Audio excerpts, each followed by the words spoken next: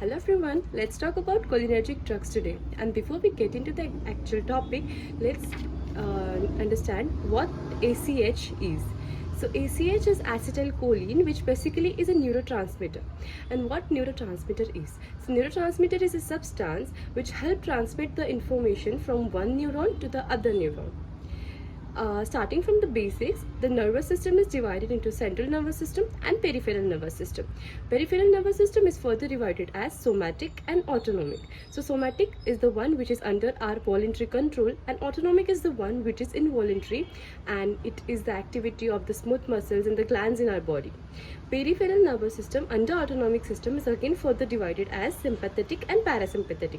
And when talking about adrenergic and cholinergic drugs, our main focus is the sympathetic and the parasympathetic nervous system. So when talking about cholinergic drug specific, our main focus is parasympathetic nervous system. So what basically happens is, in the central nervous system, a neuron originates, its fibers enter the peripheral nervous system, and in the peripheral nervous system a parasympathetic ganglion is present in some or the other part in the periphery. It might be present in an organ, or it might be present along the vertebral column in the form of some chain or other ganglia. These fibers which originate from the central nervous system, the nerve fibers, the axons of the neurons are known as the preganglionic fibers, क्योंकि ये हमारा जो sympathetic ganglion है उसके पहले होते हैं, इसीलिए they are known as the preganglionic fibers. Similarly, when this neurons or the axons of the neuron which is coming from the central nervous system, it gets terminated in the parasympathetic ganglion, and after terminating it synapses on another neuron which starts from the parasympathetic ganglia and it ends into the end organ. So basically बहुत ही simple sense में अगर हमें समझना है तो parasympathetic में हमेशा दो न्यूरॉन्स होते हैं. जब हमें सेंट्रल नर्वस सिस्टम से इंफॉर्मेशन पास करना होता है टारगेट ऑर्गन तक, तो वहाँ पे बीच में हमें दो न्यूरॉन्स की हेल्प लेनी पड़ती है.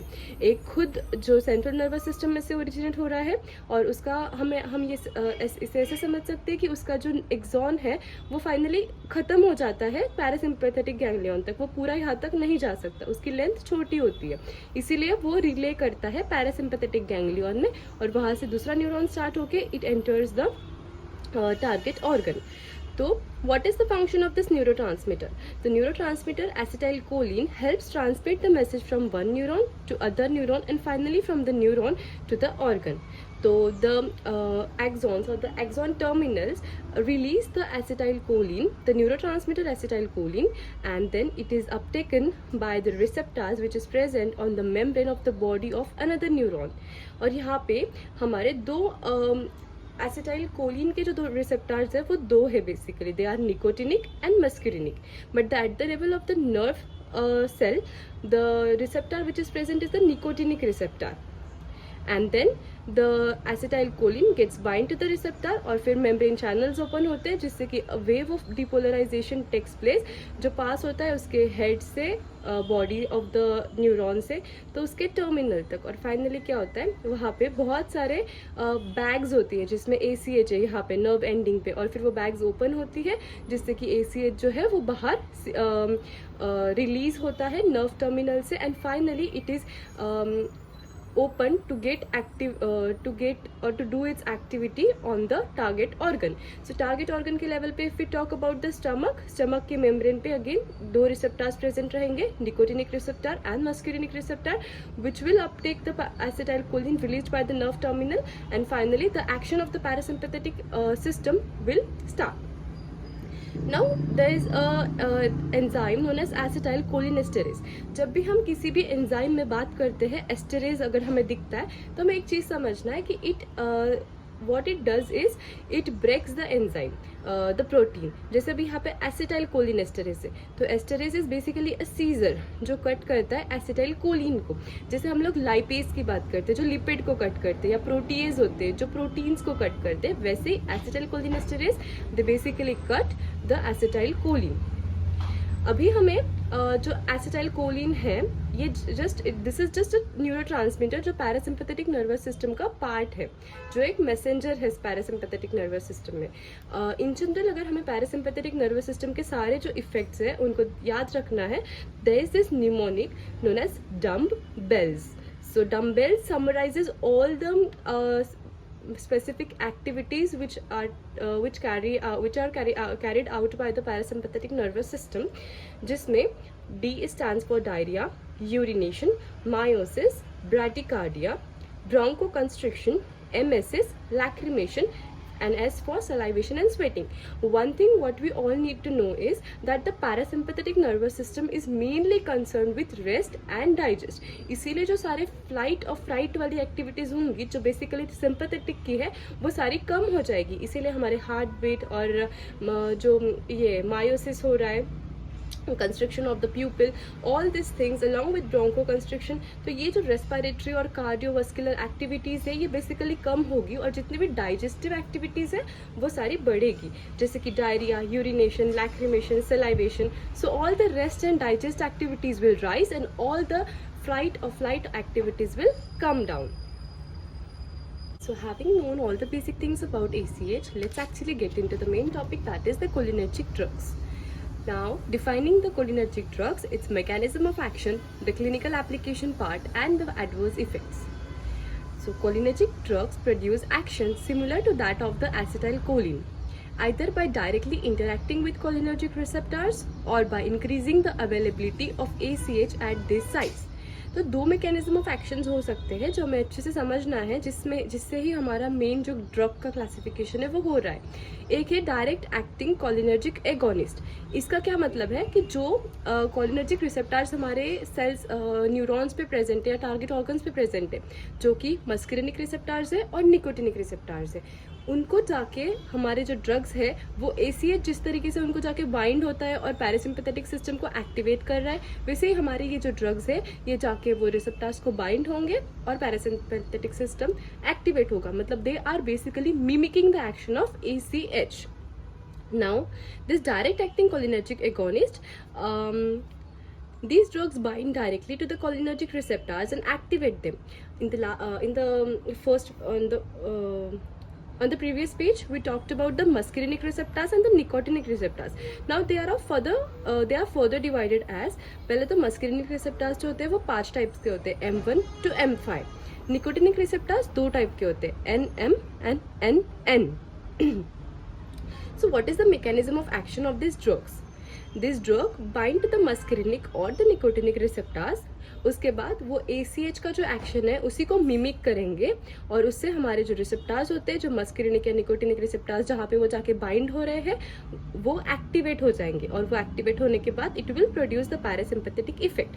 पैरासिम्पैथेटिक इफेक्ट में हम लोगों ने फर्स्ट पेज पे जो बात की कि dumbbells, so all the elements of dumbbells जो है वो हमारे पैरासिम्पैथेटिक इफेक्ट्स है जो कि ये ड्रग्स उनको एक्टिवेट करेंगे.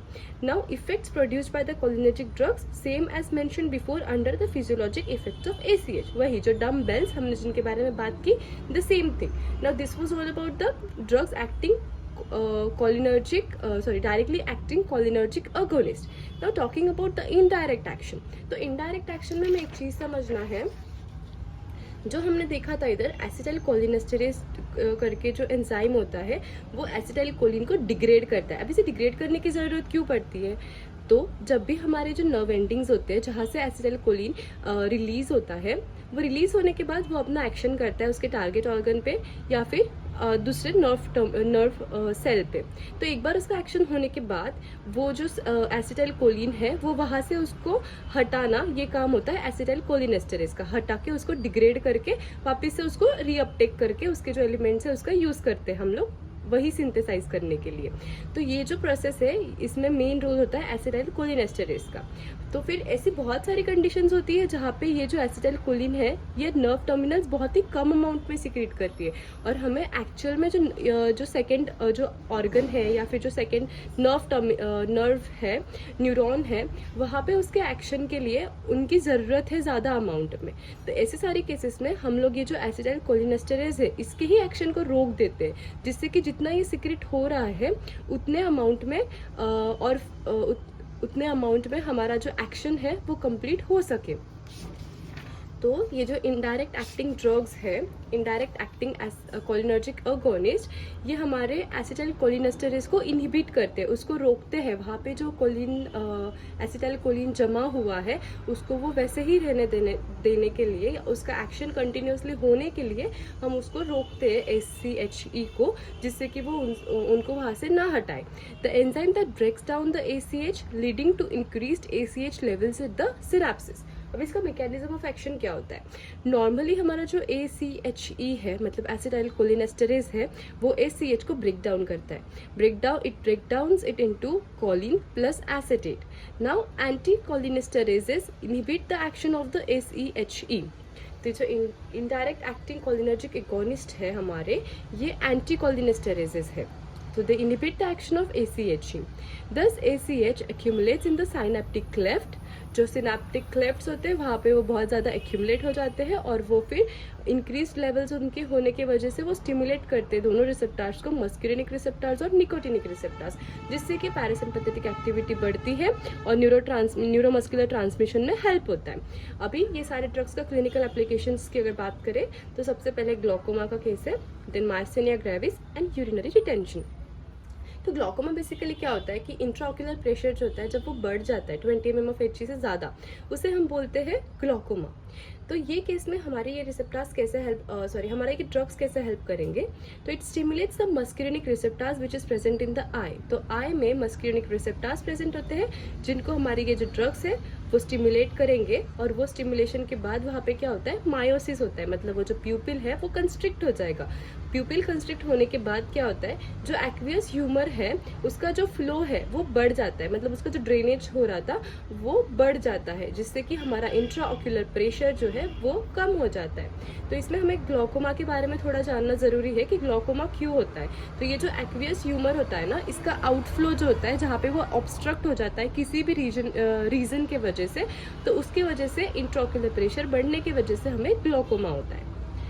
तो ये फर्स्ट केस था। Second is myasthenia gravis. Myasthenia gravis में क्या होता है कि जो ACH सिक्रीशन है नर्व टर्मिनल से वो बहुत कम होता है, और उसके वजह से जो हमारा न्यूरो ट्रांसमिशन है वो बहुत ही स्लो हो जाता है।